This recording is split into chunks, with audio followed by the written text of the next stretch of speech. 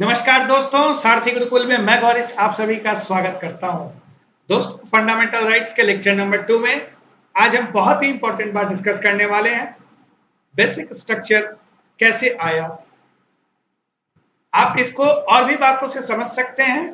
अगर कहा जाए कि स्टार्टिंग में लॉ और अमेंडमेंट इन दोनों के बीच काफी समय तक विवाद चलता रहा, तो वह विवाद क्या था।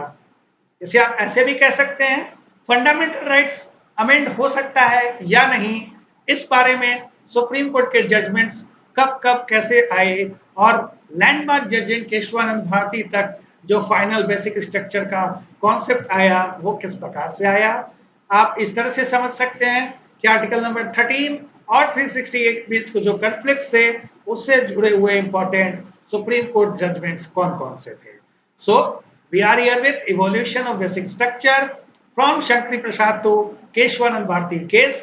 रिमेंबर, आपसे कभी ये पूछा जाए कि जो 13 में लॉ की डिफिनेशन दी हुई है और जो अमेंडमेंट की बात होती है, इनके बीच जो कॉन्फ्लिक्ट्स थे उससे जुड़े हुए इंपॉर्टेंट जजमेंट्स कौन कौन से थे, तो आज हम इन बातों की चर्चा करने वाले हैं। Let's start. देखिए, कॉन्स्टिट्यूशन के स्टार्टिंग से ही बहुत ही डिस्प्यूट चलता आ रहा था, बहुत ही क्लैशेस, बार बार सुप्रीम कोर्ट में कई केसेस आ रहे थे, कई केसेस पेंडिंग रह रहे थे with respect to power of parliament to amend की प्रोविजंस ऑफ द कॉन्स्टिट्यूशन। क्योंकि आर्टिकल नंबर 13 में हमने समझा था, इट हैज बीन रिटन कि एनी लॉ जो फंडामेंटल राइट्स के साथ इनकंसिस्टेंट होगा वो वाइड डिक्लेयर कर दिया जाएगा, शून्य डिक्लेयर हो जाएगा।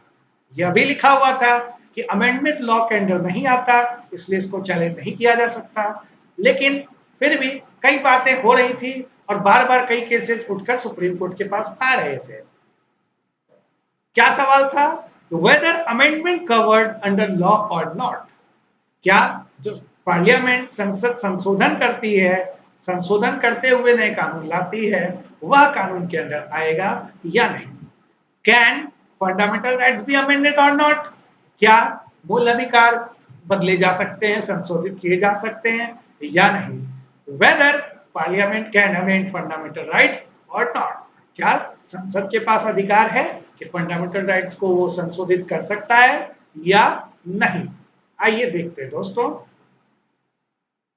बैकग्राउंड में हुआ ये था कि फर्स्ट अमेंडमेंट एक्ट दोस्तों लाया गया था 1951 में, क्योंकि उस वक्त सरकार और गवर्नमेंट चाहती थी विकास और लोगों की भलाई, तो बहुत सारे लैंड रिफॉर्म्स और एग्रीकल्चर रिफॉर्म्स लाए जा रहे थे, बट कुछ फंडामेंटल राइट से क्लैश हो जा रही थी बातें। और ये बहुत ही इंपॉर्टेंट चीज उस वक्त हो रहा था, डेवलपमेंट, है ना।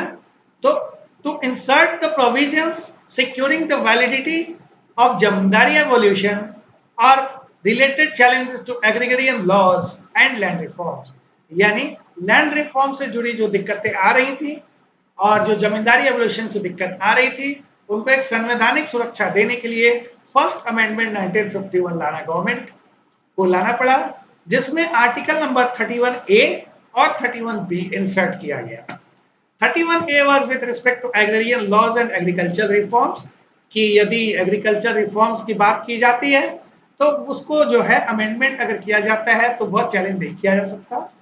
और 31B में 9th शेड्यूल आया कि अगर कोई भी लॉज 9th शेड्यूल में रखे जाएंगे वह कोर्ट में चैलेंज नहीं किया जा सकता, यानी वह जुडिशियल रिव्यू के अंडर नहीं आएगा। दोस्तों, government bar bar directive principles of state policy जो हम आगे पढ़ेंगे उसका वो एग्जांपल देकर कोट करके कि article number 39B and 39C में बात की गई with respect to equal distribution of resources and to ensure that concentration of wealth does not happens. तो और specially for the socio economic backward classes, बहुत सारे रिफॉर्म्स के लिए गवर्नमेंट ने स्टेप लिया अपनी तरफ से। आर्टिकल नंबर 31A और 31B लाया, जिससे empowered the state to make special provisions for advancement of socially and economically backward classes। तो बैकग्राउंड में ये था कि 1951 में लैंड रिफॉर्म्स के लिए गवर्नमेंट ने ये दो अमेंडमेंट किए, जिसमें 31A और 31B लाई बात। 31A वे था वही कि जमींदारी और लैंड रिफॉर्म्स वाले स्टेप्स ले रहे हैं तो ये चैलेंज नहीं होगा, ये राइट टू प्रॉपर्टी के अंदर नहीं आएगा। लोग कह रहे थे कि नहीं, ये फंडामेंटल राइट्स है, हमारी राइट टू प्रॉपर्टी। याद होगा हमने पढ़ा कि स्टार्टिंग में 7 फंडामेंटल राइट्स थे including the right to property, article number 31। तो गवर्नमेंट ने ये इंश्योर किया कि इस तरह के अमेंडमेंट्स लाकर प्रोविजंस डाले जाएं जिससे कोई रुकावट ना आए। Let's see. तो दोस्तों सबसे पहले जो डेवलपमेंट्स थे, एक शंकरी प्रसाद केस और फिर कुछ पीरियड बाद सज्जन सिंह केस। एक साथ इसलिए देख रहे हैं दोस्तों कि दोनों में लगभग सुप्रीम कोर्ट ने एक डिसीजन दिया, और वो ये है कि the term law in article number 13 must be taken to mean the rules and regulation in ordinary legislative power and not the amendments। Court ने ये कहा कि जो लॉ की बात की गई है आर्टिकल नंबर 13 में, वो सामान्य जो सिंपल लेजिस्लेटिव प्रोसेस होती है, बिल की प्रक्रिया होती है, वह आता है उसके अंतर्गत। लेकिन अगर संविधान में कोई संशोधन किया जा रहा है तो वह एक संवैधानिक प्रक्रिया कहलाएगी और वो आर्टिकल नंबर 13 के दायरे में नहीं आएगा। So it means parliament has the power to amend any part of the constitution. Okay. Shankari Prasad और सज्जन सिंह केस में सुप्रीम कोर्ट ने कहा कि आर्टिकल नंबर 13 में लॉ की परिभाषा है, वह लॉ ऑर्डिनरी लेजिस्लेटिव प्रक्रियाएं जो होती हैं उनकी बात करता है, लेकिन संविधान संशोधन जो है एक संवैधानिक प्रक्रिया हो जाती है, इसलिए वह इसके अंदर नहीं आएगा। ठीक है, तो पार्लियामेंट किसी भी पार्ट को अमेंड कर सकता है। लेकिन 1967 में दोस्तों गोलकनाथ केस में सुप्रीम कोर्ट ने इस डिसीजन को चेंज करते हुए कहा parliament can not amend fundamental rights and it's only the power with constituent assembly. Parliament, संसद फंडामेंटल राइट को अमेंड नहीं कर सकती। देखते हैं क्यों। इन्होंने कहा कि article number 368, read this, article number 368 does not contains power to amend the constitution but only procedure। Article number 368 जो है वह पावर नहीं देता, वह पार्लियामेंट के पास पावर है यह भी नहीं कहता, वो केवल प्रोसीजर बताता है, प्रक्रिया बताता है कॉन्स्टिट्यूशन में अमेंडमेंट के लिए। And also article 368 is law within the meaning of 13 of the constitution. तो अगर if any amendment takes away the fundamental rights it will be declared void. यानी पिछले डिसीजन को चेंज करते हुए सुप्रीम कोर्ट ने कहा कि अमेंडमेंट भी लॉ के अंडर आएगा, और यदि कोई अमेंडमेंट फंडामेंटल राइट्स के अगेंस्ट जाता है वह भी वॉइड डिक्लेयर कर दिया जाएगा। और दूसरी बात यह कहा सुप्रीम कोर्ट ने कि 368 प्रोसीजर ऑफ द अमेंडमेंट की बात करता है, पावर की बात नहीं करता। यानी ये नहीं करता कि पार्लियामेंट के पास ये पावर है, पार्लियामेंट ये कर सकता है। Okay. To get over this kind of judgments, government enacted major amendments। जब गवर्नमेंट ने देखा सुप्रीम कोर्ट के जजमेंट्स फेवर में नहीं आ रहे थे, सुप्रीम कोर्ट ने यह भी कह दिया कि 368 में तो प्रोसीजर की बात की गई है, पावर नहीं है, तो अमेंडमेंट्स लाए गए सरकार के द्वारा, जो फाइनली केशवानंद भारती केस में एक अच्छे जजमेंट की तरफ गया था। उसके बाद डिस्प्यूट्स जो है कोर्ट पे आए।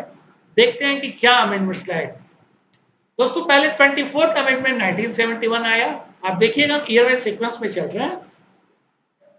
तो सबसे पहले इन्होंने आर्टिकल नंबर 13 में क्लॉज 4 ऐड किया, जिसमें कहा गया कि nothing in this article shall apply to any amendment of this constitution made under article 368। यानी जो सुप्रीम कोर्ट ने कहा उनकी बातों के टोटली अगेंस्ट इन्होंने प्रोविजन डाला कि आर्टिकल नंबर 13 में जो भी बातें कही गई हैं, जो भी लॉ की परिभाषा कही गई है, वह 368 के तहत अमेंडमेंट में कहीं भी अप्लाई नहीं होगा। नथिंग इन दिस आर्टिकल, यानी कि आर्टिकल नंबर 13 में जितनी भी बातें की गई हैं लॉ की, वह कॉन्स्टिट्यूशन का अमेंडमेंट आर्टिकल नंबर 368 में अप्लाई नहीं होगा। इसके साथ ही साथ they added a new heading to article number 368, जो पहले procedure of amendment of constitution था, जैसा गोलकनाथ केस में सुप्रीम कोर्ट ने कहा भी था। नया हेडिंग बदल कर लाया गया, power of parliament to amend the constitution and procedure thereof. यानी ये ऐड कर दिया गया कि यह पावर पार्लियामेंट का है, क्योंकि इससे पहले सुप्रीम कोर्ट ने यही कहा था। तो अब अमेंडमेंट करके इन्होंने रख दिया वहां कि अब एक हेडिंग आ गई आर्टिकल नंबर 368 में, power of parliament to amend the constitution. और साथ ही साथ 368 में सिमिलर क्लॉज डाला, जैसा आर्टिकल नंबर 13 में था 368 में क्लॉज डाला कि nothing in article 13 shall apply to any amendment in this article। यानी एक ही बात को दोनों तरफ इन्होंने लिखा और हर तरह से इंश्योर करने की कोशिश की कि अगर अमेंडमेंट किया जा रहा है कोई भी, तो वह जो है आर्टिकल 13 के दायरे में लॉ के डेफिनेशन में नहीं आएगा। इसके बाद 25th अमेंडमेंट 1971, ये दोनों इंपॉर्टेंट दोस्तों, 24th and 25th, because directly connected है ये केशवानंद भारती केस से। इन्होंने एक और आर्टिकल 31C ऐड किया जो था directive principles article number 39B और C के रिस्पेक्ट में, कि यदि डायरेक्टिव प्रिंसिपल को फॉलो किया जा रहा है, यदि आर्टिकल नंबर 39 और B C को मानते हुए 39B और C जो बात करते थे, हमने चर्चा किया भी था, with respect to equal distribution of resources to avoid concentration of wealth, है ना, तो उसके रिस्पेक्ट में अगर कुछ किया जा रहा है तो वो जो है वाइड डिक्लेयर नहीं होगा, शून्य डिक्लेयर नहीं होगा। बिकॉज अप टू 1971, इसके पहले फंडामेंटल राइट्स हमेशा ही प्रिवेल करते थे डीपीएसपी के ऊपर, और अगर कोई डीपीएसपी को इंप्लीमेंट करते हुए लॉ लाया जा रहा है, लेकिन अगर फंडामेंटल राइट्स के अगेंस्ट है तो वह शून्य हो जाता था।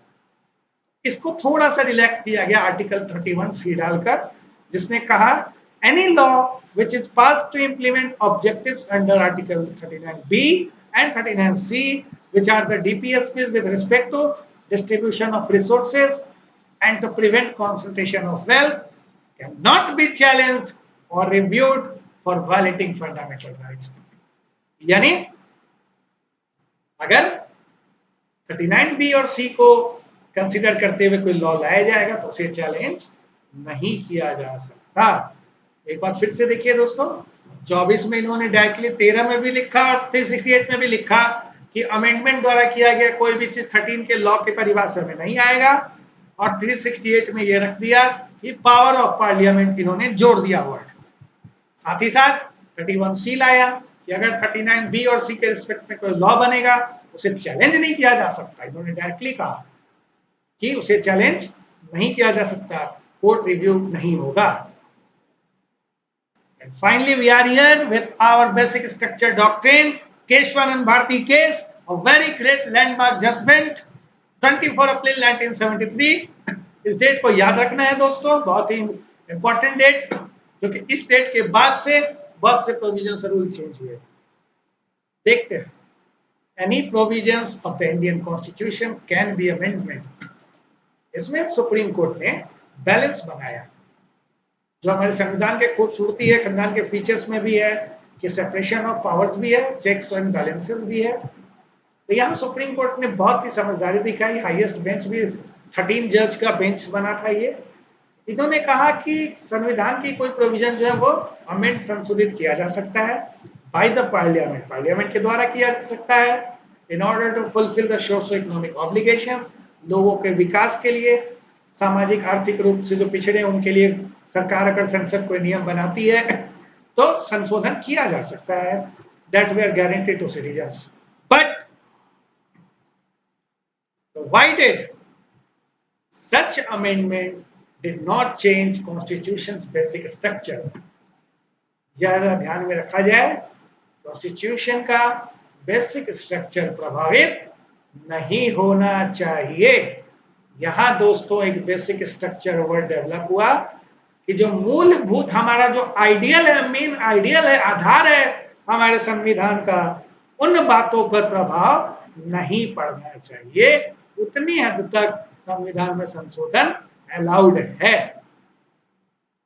Also, Supreme Court declared 31C as invalid and unconstitutional on the ground that judicial review also comes under basic structure। 31C में जो बात कही गई थी, हमने पढ़ा थोड़ी देर पहले कि 39B और C को इंप्लीमेंट करने के लिए कोई लॉ आएगा तो वो कोर्ट में चैलेंज नहीं हो सकता। इस बात को सुप्रीम कोर्ट ने अनकॉन्स्टिट्यूशनल, गैर संवैधानिक डिक्लेयर किया, कहा कि जुडिशियल रिव्यू भी बेसिक स्ट्रक्चर है कॉन्स्टिट्यूशन का। तो यानी केशवानंद भारती में एक बहुत बड़ा बैलेंस बनाया गया कि मूलभूत बातें जो हमारे आइडियल्स हैं, जो बेसिक स्ट्रक्चर है, उनको प्रभावित ना करें तो अमेंडमेंट किए जा सकते हैं। ये कुछ बेसिक स्ट्रक्चर दोस्तों आपको पता भी होंगे, हमारे प्रेम्बल में मिलते हैं कुछ ideals. socialism, secularism, sovereignty, democracy, free and fair elections, rule of law, independent judiciary, republic structure, federalism, unity integrity of the nation, fundamental rights. इन बातों को ध्यान में रखें क्योंकि ये कोई कुछ वर्ड्स आपके स्टेटमेंट्स में आते हैं, ऑप्शंस में रहते हैं। तो these are the basic structures. Okay, इसके बाद दोस्तों पुराने और बातों को आगे कुछ जजमेंट्स में और भी बातें हुई, जैसे कि हमने देखा कि बात की गई कि ये जुडिशियल रिव्यू जो था अभी कहा सुप्रीम कोर्ट ने, तो बाद में 76 में एक अमेंडमेंट लाया गवर्नमेंट 42nd में, उन्होंने फिर से वो प्रोविजन डाला 42nd अमेंडमेंट में कि 368 के अंदर पार्लियामेंट अगर कुछ भी करता है, कोई संशोधन होता है, वो कहीं भी चैलेंज नहीं किया जा सकता। तो ये तो एक तरह से गलत हुआ क्योंकि फिर से बेसिक स्ट्रक्चर के अगेंस्ट गया। तो मिनर्वा मिल्स केस 1980 में हुआ था दोस्तों, जहां सुप्रीम कोर्ट ने उस अमेंडमेंट को नलिफाई कर दिया, कहा no this is not possible, judicial review is basic structure. जो 9th शेड्यूल की बात की गई थी फर्स्ट अमेंडमेंट में, आईआर कोयलो केस एक था, हुआ बाद में 2007 में, जिसमें उसे भी कैंसिल आउट किया गया और कहा गया कि anything after 24 April 1973 any law cannot be prevented from judicial review, क्योंकि ये बेसिक स्ट्रक्चर में आता है। तो आशा है दोस्तों ये कॉन्सेप्ट पूरा आपको अच्छे से समझ में आया। ये बहुत ही इंपॉर्टेंट है समझना दोस्तों, क्योंकि यहीं से फिर बाकी फंडामेंटल राइट्स आगे हम समझेंगे और ये जो डिस्प्यूट्स थे ये क्लियर हो जाए कॉन्सेप्ट आपका, तो आगे आप बहुत ही अच्छे से अपने नोट्स बनाइए और किसी भी तरह के क्वेश्चंस आपके आए मेंस में, इंटरव्यू में आप आराम से क्लियर कर सकते हैं। तो कोई भी डाउट्स हो आप जरूर हमसे पूछ सकते हैं। वीडियो को लाइक और सब्सक्राइब करें, सारथी गुरुकुल के साथ बने रहें। Thank you, all the best.